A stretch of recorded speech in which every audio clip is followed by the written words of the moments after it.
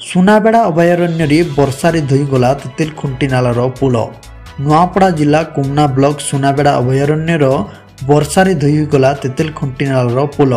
एथिरे सुनाबेड़ा और गातीबेड़ा मध्य जोगाजोग विच्छिन्न हो पड़ी। गतकाली राति लगाण वर्षारे पुल धोई हेबारु जोगाजोग बाधाप्राप्त हेबारु लोके असुविधार सम्मुखीन होइछन्ति।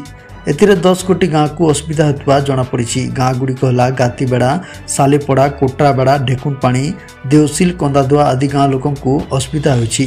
अन्यपटे विशुद्ध जल जोगाण पाइप भांगिबा सह वाटर वेल नष्ट होइतबा बेले पानीय जल रे मध्य असुविधा होइतबा जमापड़ी।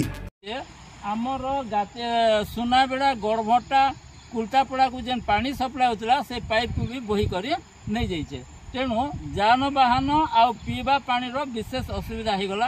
आटा जदि यथाशीघ्र युद्धकालीन भितर जदि नहीं हुए बोले लोक को पीवा पानी अभाव हो यातायात तो हो गला ना। चाउल पीडीएस चाउल, हाँ पीडीएस चाउल तापर डंगरे ने पहाड़ माने धसकी कर पत्थर माने पड़ी पीडीएस चाउल आसवाटा भी मुस्किल हो।